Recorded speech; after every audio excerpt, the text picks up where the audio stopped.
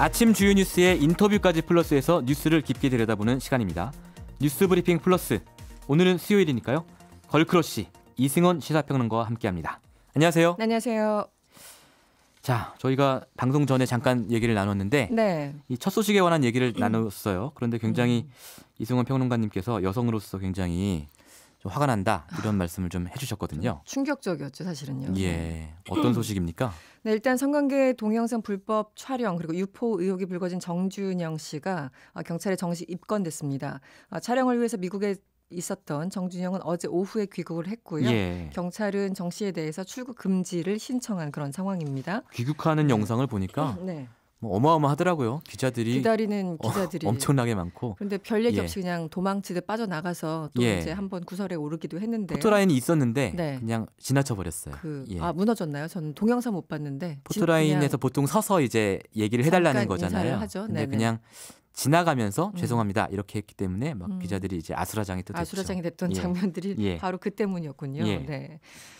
사실 정 씨 요즘 이제 이런 사건들이 많이 있으니까 좀 복잡하긴 한데요. 네. 어쨌든 빅뱅 멤버 그 승리 씨의 성접대 의혹을 수사하는 과정에서 정 씨의 어떤 혐의가 드러났고요. 한마디로 경찰은 정준영이 승리와 함께 있는 카카오톡 그 대화방 등에서 이 성관계 동영상을 유포한 사실을 확인하고 수사에 착수했다고 밝혔습니다. 예. 사실 이 카톡방 아니어도 다른 그 단톡방에서도 성관계 네. 동영상 그리고 사진을 올렸던 것으로 전해지고 있습니다. 예. 한편 경찰은 승리 씨가 2015년 함께 그 설립을 준비했었던 투자업체 유리홀딩스 유모 대표와 강남클럽 버닝썬에서 일했던 김모 씨 등과 나눈 카톡 대화 내용을 바탕으로 이 승리의 성매매 알선 혐의 등을 수사 중이라고 예. 밝혔습니다. 네. 사실 이 사건이 처음에는 그 버닝썬의 폭행 사건으로 시작을 해서 그러니까요. 네. 승리의 성매매 알선까지 가서 이제는 정준영 씨의 성관계 동영상 불법 촬영, 유포 그렇죠. 여기까지 이어진 거예요. 마약에 뭐 폭행에 성폭행에 참 여러 가지 것들이 한꺼번에 나오고 있어서 예. 보는 사람들은 약간 좀 비현실적이다는 얘기까지 심지어 하고 맞습니다. 있습니다. 네. 예. 너무 황당해서. 네. 그런데 이제 정준영 씨 같은 경우에는 과거에도 똑같은 혐의, 불법 영상 촬영 혐의로 2번이나 수사를 받았는데 2번 다 네. 무혐의 처리가 됐었어요. 그러니까 이것도 문제입니다. 어떻게 보면 상습적이라고 생각할 수 있을 텐데요. 2016년에 처음으로 공개가 됐습니다. 이 사건이 불거진 게. 2016년 8월에 그러니까 정준영 씨 당시 여자친구가 있었는데 예. 이 여자친구가 자신의 신체를 허락 없이 촬영했다는 이유로 정 씨를 고소한 일이 있었습니다. 예. 그래서 실제 경찰이 정준영 씨를 입건해서 조사를 했거든요. 그랬는데 이제 그 조사를 하는 과정에서 경찰은 정 씨로부터 휴대전화를 제출해라 이렇게 이미 제출을 요구했지만 예. 정준영 씨는 휴대전화가 고장났다 이렇게 핑계를 대면서 제출을 예. 거부했어요. 예. 그러니까 휴대전화 확보를 못한 상태에서 경찰은 어쨌든 그 고소한 그 당시 여자친구의 예. 진술이 예. 있고 예. 또 녹취 파일이 있으니까 예. 이것을 근거로 기소 의견으로 검찰에 송치를 했습니다. 네. 그런데 검찰은요 관련 영상을 발견하지 못했다 이렇게 말을 하면서 당시 무혐의 처리를 합니다. 그렇게 된 거군요. 그러니까 이것도 사실은 예. 경찰이 잘못한 건지 검찰이 잘못했는지 둘 다 잘못했는데 어느 쪽이 더 잘못했는지 예. 봐야 되는 그런 상황인 것이고요. 예. 지난해 11월에 또 불거집니다. 네. 정 씨의 불법 그 성관계 영상 촬영 제보가 또다시 경찰에 접수됐는데 간단하게 말씀드리면 경찰이 어쨌든 그 어떤 사설업체, 그러니까 휴대전화 복원을 그 의뢰받았던 사설업체 문제가 있다고 보고 여기에 대해서 이제 압수수색 영장을 신청했는데 예. 검찰이 이것을 반려합니다. 또 그래요? 네, 이건 피해자 주장이 없다. 피해자가 예. 특정되지 않았고 과거, 그러니까 2016년에 본인들이 무혐의 처리했던 예. 그 사건과 동일 사건일 가능성을 이유 등으로 영장을 반려했다고 합니다. 그렇군요. 그래서 영상을 당연히 그 확보하는데 실패를 했고 예. 올해 2월에 사건을 불기소 의견으로 검찰에 송치한 그런 사건들이 예. 있었습니다. 이게 지금 말씀드린 게 다 정준영 씨 관련된 사건들입니다. 그렇죠. 네. 이번 사건을 그 공익위에 제보한 권익위에 제보한 네네. 그 박모 변호사 네네. 얘기를 들어보니까 그 카톡 내용에 경찰과의 유착을 의심하게 하는 정황도 굉장히 많이 있었다. 네, 그래서 하더라고요. 권익위에 제보를 할 수밖에 없었다라고 얘기했는데 어쨌든 권익위에 제보를 한 다음에 그 같은 자료를 경찰에 똑같이 이제 제출했다고 합니다만 그분의 인터뷰를 한번 보시면은 경찰을 한마디로 믿을 수 없다는 거예요. 맞아요. 네, 그래서 오죽했으면 권익위에 이것을 보냈을까 싶은 생각도 드는데요. 그러니까요. 네, 이거 좀 정확하게 파헤쳐서 어느 쪽에 잘못이 있는지를 좀 국민들은 좀 기다리고 있다라는 생각을 하셔야 될 것 같습니다. 그렇습니다. 네. 다음 소식은 이른바 장자연 리스트 사건 관련인데요. 유일한 목격자로 알려진 배우 윤지호 씨가 어제 검찰 과거사 진상조사단에 가서 조사를 받았어요. 근데 조사를 네. 받으면서 이름들을 많이 얘기했다고요. 그렇습니다. 그 당시 문건에 등장했던 4명을 특정해서 진술했다고 합니다. 예. 정치인 1명과 조선일보사 관련자 3명 이렇게 예. 지금 보도가 나오고 있는데요. 대검찰청 산하에 있는 과거사 진상조사단은 어제 오후에 이 윤지호 씨를 참고인으로 불러서 조사를 했습니다. 예. 이후에 윤 씨가 기자회견을 했는데요. 이 장자연 리스트에 등장한 특이한 이름을 가진 국회의원, 특이한 성을 가진 국회의원이고 예. 관련해서 이제 이 이름을 진술했다고 밝혔고 관련해서 고 장자연 씨 사건 법률지원단 소속 차혜령 변호사는 이 특이한 이름을 가진 정치인에 대해서 사진 등을 통해 명확하게 확인했다 밝혔습니다. 그러니까 특이한 이름을 가진 네. 정치인 누굴까요? 누굴까요? 찾아봐야 되겠습니다. 아하, 네. 저도 모릅니다. 예, 네, 몰라서. 여러 사람이 지금 예. 언급되고 있는데 예. 사실 특이한 이름은 몇 명 안 되잖아요. 네, 그래서 예. 네, 어쨌든 어제 확인을 내부적으로 한 것 같고요. 예. 또 그 조선일보사 관련자 3명 우리 그동안 언론에서 많이 나왔던 그 3명과 그렇죠. 예. 아마 같은 명단일 예, 텐데. 예. 방씨 3인방. 그렇죠. 예. 네. 그래서 총 4명을 특정했다고 합니다. 예. 그동안 그 장자연 리스트는 유서로 우리들한테 인식이 됐었잖아요. 예. 그런데 최근에 윤 씨가 이제 여러 차례 방송 인터뷰들을 통해서 전혀 다른 성격의 문건이었다 이렇게 주장을 하면서 해당 사건은 새로운 국면을 맞고 있습니다. 그렇군요. 윤 씨는 어제 기자회견에서 이런 얘기를 합니다. 이 관련자 대부분의 공소시효가 끝나가고 유일하게 처벌받을 사람이 한 명인 시점에서 여러 가지 복잡한 심정으로 제가 해야 될 말을 분명히 했다. 예, 예. 철저한 조사를 촉구한다. 이런 입장을 다시 한번 밝혔습니다. 그 장자연 씨 문건이 유서가 아니라 다른 성격의 문건이다라는 얘기는 사실은 당시 이 사건 취재했던 기자들 중에 그동안 하는 기자들이 꽤 있었어요. 그렇군요. 네. 예, 그렇기 때문에 지금까지와는 좀 다른 성격으로 사건이 비화할 수도 있는데 근데 이게 3월 31일까지잖아요. 조사 기한이. 예, 이제 10년 된 사건이고 예. 공소시효가 정말 다 끝나가서 이게 실체가 드러나도 처벌받을 수 없는 상황이 그러니까요. 되니까 더 안타깝죠. 조사할 기간이 충분한지 걱정이 되고요. 그렇습니다. 네. 자, 다음으로는 의료용 대마 소식인데요. 이 합법적인 의료용 대마 구매 어제부터 이제 허용이 됐는데 네. 일부 환자들은 여전히 부족하다라면서 분통을 터뜨리고 있어요. 이거 어떤 얘기인가요? 네, 식품의약품안전처는요, 희귀 그리고 난치 질환 치료를 위한 대마 성분 의약품의 구입 절차를 예. 기존에는 굉장히 규제를 심하게 해놨는데요. 예. 시행령 개정을 통해서 조금 외국에서 구입할 수 있도록 해놨습니다. 어제부터 말씀하신 것처럼 허용이 됐는데 예. 식약처의 취급 승인 신청서 그리고 예. 진단서 그리고 국내에서 대체 치료 그 수단이 없다라고 판단한 의학적 소견서를 제출하게 되면은 약 구입이 가능하게 됐습니다. 그 전에는 예. 이게 자체가 불법이었거든요. 그러니까 난 아파서 그러니까 대마를 피우려고 한 게 아니라 그럼요. 아파서 네. 대마가 필요한 건데도 네. 구하기가 힘들었다 이거죠. 그러니까 예. 약으로서 구하려고 해도 우리나라에서는 막았다는 거죠. 예. 네. 예. 그런데 이제 지금 말씀드린 것처럼 규제가 일부 완화되긴 했지만 네. 일부 가족들은 여전히 불만입니다. 예. 이 대표적으로 소아 뇌전증에 주로 쓰이는 이 칸나비디올이라는 게 예. 있는데요. 이게 수입에서 제외가 됐고요. 예. 대신에 그 에피디올렉스라는 걸 허용을 했습니다. 사실 같은 성분인데 예. 그 에피디올렉스 같은 경우는 의약품으로 분류가 되고 예. 칸나비디올은 건강 보조식품으로 분류가 됩니다. 예. 그런데 가격 차이가 무려 10배예요. 아, 그래요? 네. 그러니까 뭐 100ml당 병당 그 칸나비디올은 한 16만 원, 17만 원 정도만 살 수 있는데 네, 네. 에피디올렉스 같은 경우는 165만 원이라고 합니다. 비슷한 성분인데도요. 네. 그래서 예. 같은 성분을 놓고 의료용이 아니란 이유로 터무니없이 비싼 약을 구매하라고 사실 강매하는 것이다. 이렇게 전문가들은 강력하게 반발하고 있습니다. 그렇군요. 네. 관련해서 저희가 이 의료용 대마의 합법화를 간절히 기다렸던 환자와 보호자들 얘기를 좀 직접 들어보겠습니다.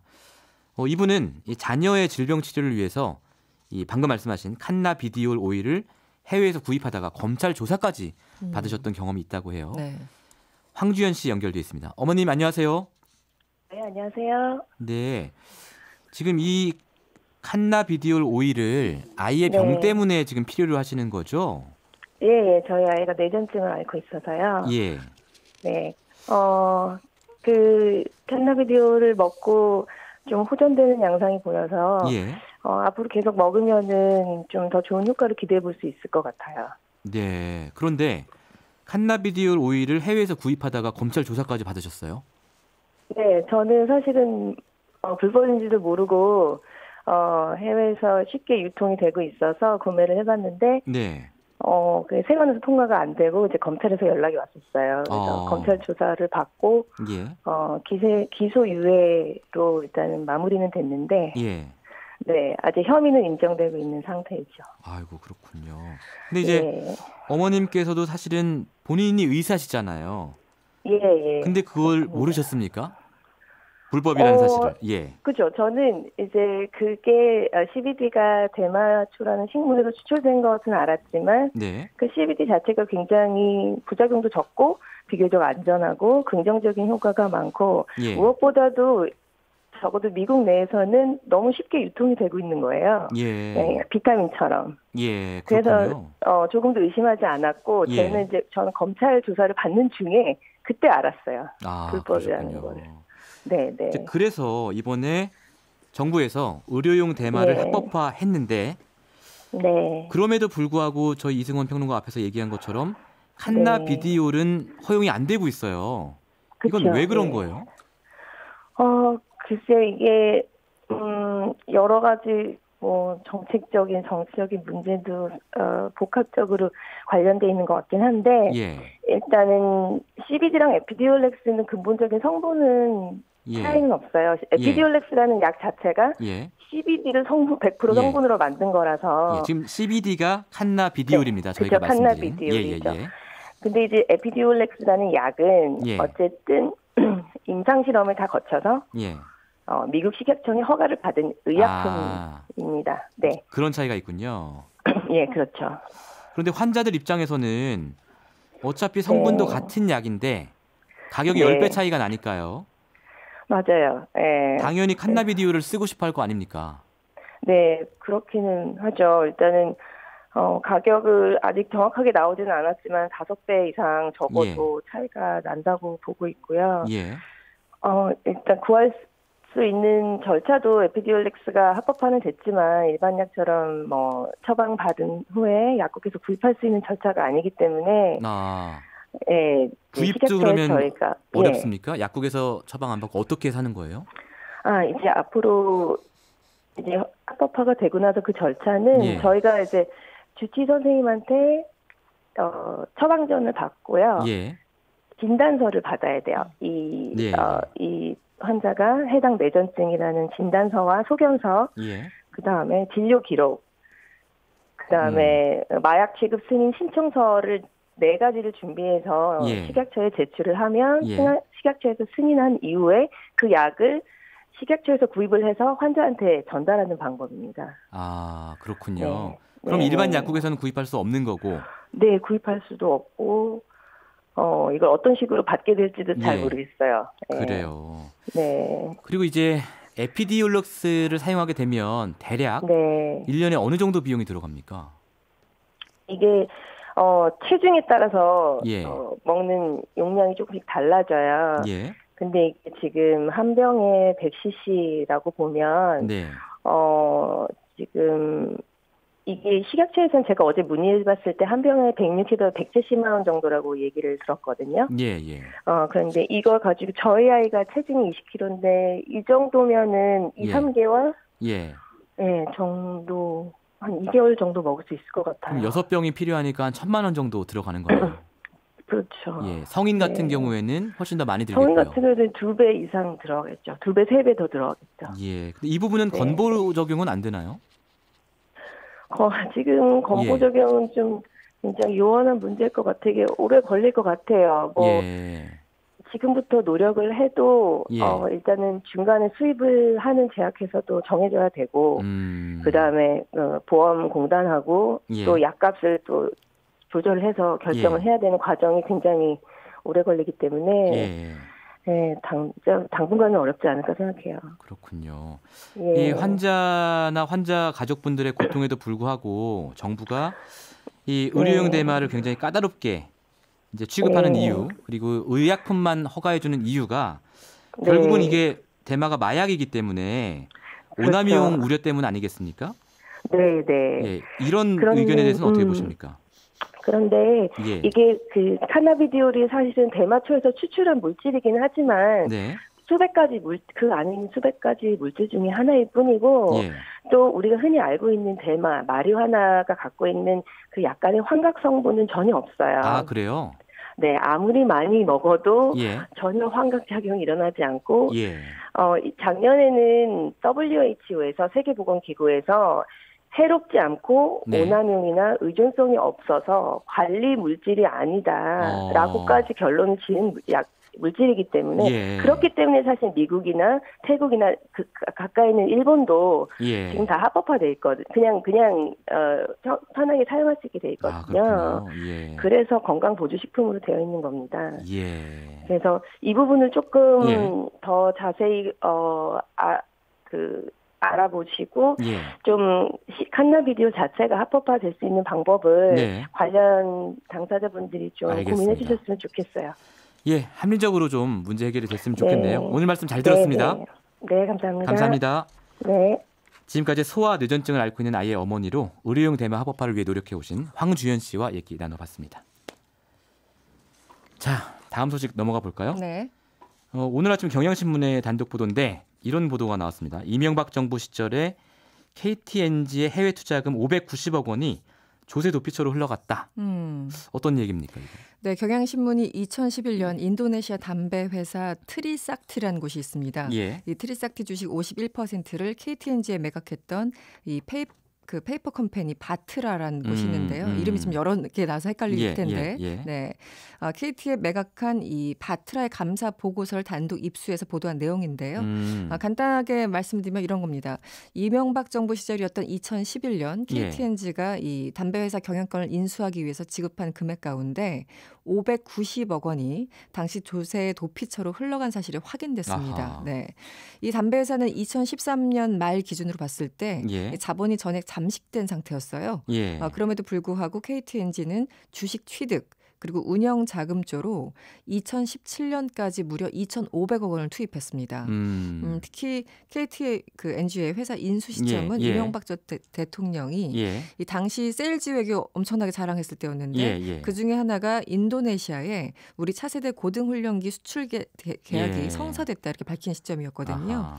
그 당시 인도네시아가 한국의 초음속 훈련기 T50을 16대를 구매하기로 계약을 체결한 그 시점이었기 때문에 아무래도 이 돈이 그 무기 계약과 연관된 게 아니냐 이런 해석이 지금 나오고 있습니다. 트리삭티 그러니까 이 담배 회사 주식 거래 자료를 검토한 한 회계사는 이런 얘기를 합니다. KTNG가 2011년 기준 897억 원을 주고 이 트리삭티 주식 51%를 취득을 했다면 당시의 기업 가치를 한 1,800억 원으로 평가를 한 건데 그렇겠죠. 그 당시는 만선 적자였다. 그렇기 때문에 이 계산이 나올 수 없다. 그렇기 때문에 이 무기업계에서는 양자 간에 좀 연결고리가 있는 것이 아닌가 이런 의혹이 나오고 있다는 지적까지 함께 나오고 있습니다. 이명박 정부 때 사실은 의혹이 많이 제기되고 있는 자원외교하고 양상이 비슷한데 그렇습니다. KTNG가 어려운 가운데에서도 무리하게 약간 부실해 보이는 회사를 인수를 했다. 근데 그 인수 자금의 일부가 조세도피처로 간 게 확인이 됐다. 그렇습니다. 뭐 이런 얘기군요. 조세도피처로 흘러간 게 590억 원인데 그 시기가 이 무기 거래가 있을 때였기 때문에 좀 이상하다 이런 의혹이 나오고 있는 거죠. 네. 제가 조세도피처 관련 취재를 좀 해봤는데 많이 하셨죠? 네. 이게 그 조세도피처 페이퍼 컴퍼니의 실소유주를 알아내야 되거든요. 그게 가장 어려운 부분인데 취재. 근데 거기까지 갈 수 있을지 모르겠네요. 네, 일단 그 경향신문에 단독 보도를 했기 때문에 이후에도 후속 보도가 나올지 모르겠습니다만 그냥 봤을 적에는 좀 이해가 안 가는 거래임은 분명해 보입니다. 그러니까요. 네. 자, 다음 소식은 외교 소식인데 일본에서 한국에 대한 보복 조치로 송금과 비자 발급 정지시키는 걸 검토하고 있다. 이런 얘기가 나왔네요. 일본의 아소다로 부총리가 중의원에 출석을 했습니다. 일본 기업 자산 압류에 대한 대항 조처가 있느냐 이런 그 질문에 이런 대답을 합니다. 단순히 관세에 한정하지 않고 송금 정지와 비자 발급 정지 같은 여러 가지 보복 조처가 있을 것이다. 이렇게 구체적으로 언급을 했습니다. 한마디로 한국 상품에 대해서 관세를 인상하는 것은 기본이고 일본 내에 있는 한국 기업의 이 한국으로의 송금을 막겠다. 그리고 한국에 대한 일부 비자 발급을 제한할 수 있다. 이런 의미이기 때문에 이게 상당히 외교적으로 파장이 있습니다. 앞서 지지통신은 지난 9일 일본 정부 관계자를 인용했는데요. 일본 기업 자산이 압류돼서 만약에 매각이 된다면 네. 보복 관세 그리고 일부 일본 제품의 공급 정지 네. 그리고 비자 발급 제한 등 한국에 취할 수 있는 100여 개 안팎의 보복 조처 예. 목록을 마련했다 이렇게 전하기도 했습니다. 이게 강제징용 소송 때문에 그런 거죠? 판결 그렇습니다. 때문에. 네, 예. 그 최근에 이제 우리 대법원에서 판결들이 나왔는데요. 예. 예를 들어 그 신일철 죽음 피해자들은요, 이 네. 신일철 죽음이 보유한 포스코와의 합작법인 이 주식 압류 절차까지 진행한 그런 상황입니다. 네. 네. 오늘 소식 여기까지 듣겠습니다. 지금까지 이승원 시사평론가였습니다. 네, 고맙습니다. 평일 아침 7시 20분 시민보의 시선 집중.